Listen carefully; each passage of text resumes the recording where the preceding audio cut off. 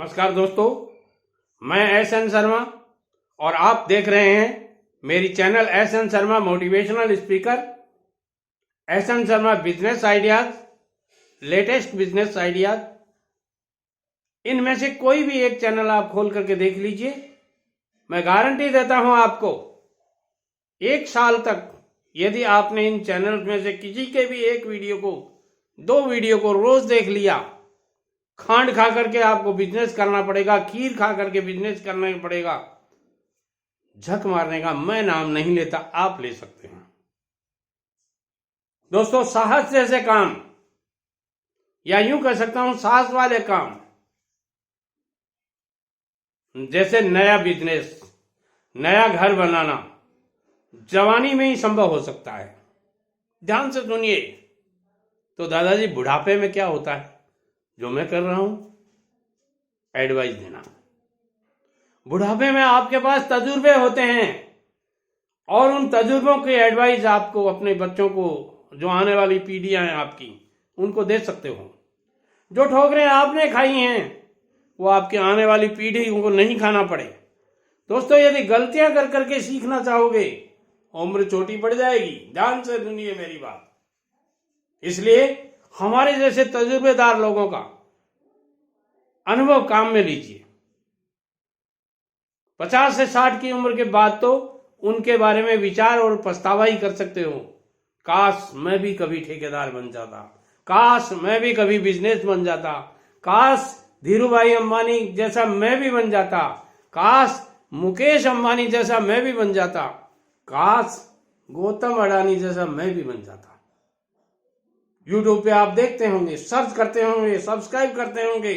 कुछ चैनल्स इतना आपको लुभावनी बातें बताते हैं कि निश्चित रूप से आपके मन में रात को जब एक वीडियो देख लेते हो, नींद नहीं आती। दोस्तों, गरीबी दूर करने के लिए आपको छोटा सा ही सही अपना एक बिजनेस कर लेना चाहिए। और बिजनेस के लिए एक बात यहां मैं आपको बताता हूं, इन्फोसिस के फाउंडर नारायण मूर्ति जी की। उन्होंने कहा है, परिवार को इन्फोसिस से अलग रखना गलत फैसला था। ये किसके शब्द हैं? मेरे नहीं हैं, नारायण मूर्ति जी के हैं। और मैंने सामने जो मोबाइल रख रखा है उसमें देख के बता रहा हूं आपको। उन्होंने कहा है, इन्फोसिस के फाउंडर नारायण मूर्ति ने खुद को गलत और आदर्शवादी बताया है।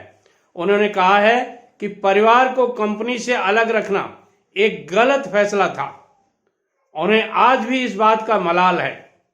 मूर्ति ने कहा है कि सुधा उस समय इन्फोसिस में मौजूद खुद उनके और अन्य 6 लोगों की तुलना में अधिक योग्य थी।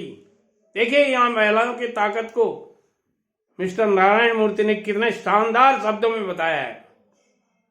उन्होंने कहा है कि इस गलती का एहसास मुझे तब हुआ जब वह साल भर पहले दर्शन शास्त्र के कुछ प्रोफेसरों के संग इस बात पर बातचीत कर रहे थे। दोस्तों, मैं चाहता हूं आपके साथ भी ऐसा नहीं बीते। हम लोगों के साथ, जैसे नारायण मूर्ति हैं और जो बुजुर्ग हैं, सीनियर सिटीजन्स हैं, उनके कुछ पछतावे रह जाते हैं कि काश उस दिन ऐसा किया होता। आप भी महिलाओं का सहयोग लीजिए पैसा कमाने में। पैसा कमाना बहुत बड़ी विद्या है और बहुत ही सरल है। ध्यान से सुनिए। आप कहेंगे, दादाजी ये सरल तो नहीं है। अरे बेटे, मैं कहूंगा बहुत ही सरल है। चुनौतियों को अपने मिशन में बदल दो, पीड़ा को मोटिवेशन में बदल दो, अपमान को आगे बढ़ने के कारण बदल दो, हर हार को सीख में बदल दो, मुश्किलों को मंजिल तक पहुंचने से रास्ते बदल दो और अपनी खूबियों को अपनी ताकत में बदल दो और अंत में अपने सपनों को हकीकत में बदल दो। बातें अच्छी लग रही हैं तो एक कमेंट जरूर कीजिएगा, और यदि बुरी लग रही हैं तो ध्यान से एक बात और सुन लेना। सब्र कोई कमजोरी नहीं है दोस्तों, ये वो ताकत है जो सब में नहीं होती। बिजनेस में आपको सब्र करना पड़ेगा। जिस आदमी ने बिजनेस में सब्र नहीं किया, पैशेंस नहीं रखा, वो बिजनेस में पैसा नहीं कमा सकता है। बिजनेस एक दिन में पैसा नहीं कमा करके देता आपको। ये नौकरी नहीं है जो शाम को 8 घंटे काम करने के बाद में आपको हाथ में पकड़ा देती है, लो भाई 300 रुपए, लो भाई 900 रुपए, लो भाई 700 रुपए। ये लेबर वेजेज है दोस्तों। मगर बिजनेस आपको 3 साल बाद में रिटर्न देता है। ध्यान से सुनिएगा। पहली साल बिजनेस अपना पेट भरता है, डालते जाओ डालते जाओ डालते जाओ। दूसरी साल वो कहता है बस थक गया, अब मैं कमाता हूं, तुम अपने घर तिजोरी भरते जाओ। और तीसरी साल पैसा डबल करके देता है। वो बिजनेस की ताकत है। आप कहेंगे कौन सा बिजनेस है दादाजी ऐसा? मैं कहूंगा कोई भी बिजनेस कर लीजिए। किराने की दुकान से लेकर कबाड़ का बिजनेस तक कर लीजिए आप, सब में पैसा है। एक भी बिजनेस ऐसा नहीं है जिसमें पैसा नहीं है। तो दादाजी कुछ लोग घाटा क्यों खाते हैं? अरे उनकी बेवकूफियों से खाते हैं दोस्तों। खुद गलतियां करते हैं, धन्ना सेठ बन जाते हैं, उधार फेंकने लग जाते हैं।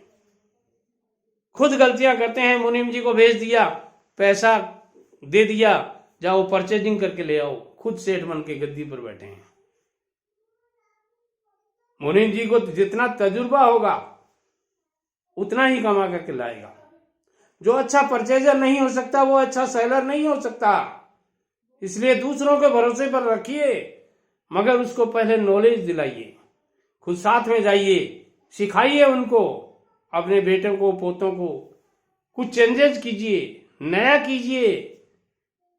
मैंने बहुत से ऐसे दुकानदार देखे हैं, दादाजी ने किराने की दुकान में वो जो डिब्बे रख रखे थे उनके आज तक रंग नहीं किया उन लोगों ने। आपने देखा होगा काफी दुकानों में, नहीं इनको नहीं हटाएंगे। क्यों भाई? ये मेरे दादाजी के हाथ के हैं। अरे तो तेरे दादाजी के हाथ के तो नोट भी बहुत थे कमाए हुए, तूने उनको सारे को सट्टे में लगा दिया। अब हमारे को बता रहा है कि दादाजी के हाथ के डिब्बे हैं, इनको नहीं हटाएंगे, दूसरे नहीं बदलेंगे। वही गिद्दी लगा रखी है, कोई काउंटर नहीं है और नहीं है। दुनिया चांद पे पहुंच गई, तुम वहीं के वहीं हो। कैसे कमाओगे पैसे? पैसा कमाने के लिए क्रिएशन चाहिए, कुछ न कुछ करना पड़ता है और जमाने के साथ चलना पड़ता है। आज भी वही कांटा बाट लेके बैठे हैं, ताकड़ी से तोड़ते हैं मजे से। अरे गांव में है तो गांव में क्या हुआ? इलेक्ट्रिक कांटे चल रहे हैं भाई। यूज कीजिए उन लोग टेक्नोलॉजीज को, कंप्यूटर का सहारा लीजिए। वही पुरानी चौपड़ी ले रखी है, लिख देते हैं, इधर उधर उधार दे देते हैं, फिर मांगते फिरते हैं, घाटा लग गया। लगना ही था निश्चित रूप से। मैं कहता हूं पेन नहीं रखो, जेब में पेन रखने की जरूरत नहीं है आज के बिजनेस में। उधार बोले भाई पेन ही नहीं रखते, डायरी नहीं रखते, तू देगा डाल देंगे।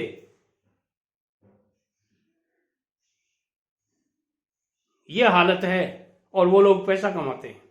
छोटे छोटे लड़के जो 20 से 25 साल के हैं, हजारों नहीं लाखों रुपए महीना का कमा रहे हैं, ऑनलाइन ऑफलाइन किसी भी बिजनेस में। और आप सोचते हो पैसा आए कहां से? अरे कहां से आएगा? ऊपर से थोड़ा ही गिरेगा पैसा।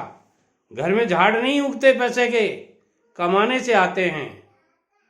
दादाजी कैसे कमाएं पैसे, समझ में नहीं आ रहा। समझो बेटा, दादाजी के हर वीडियो चैनल पे जो जितने भी वीडियोज हैं सब में बताता हूं मैं पैसे कैसे कमाए जाएं। How to earn money, how to make money, how to make more money. नया से नया बिजनेस आइडियाज देता हूं। वो तो आप पूरे वीडियो को देखते नहीं शुरू से लेकर। दादाजी ये तो शुरू में 3 मिनट आपने ऐसे ही गंवा दिए। अरे बेटे जब आपको ऐसे ही लग रहा है तो ऐसे ही खोगे। पूरा सुनोगे वीडियो तभी तो कुछ समझ में आएगा ना।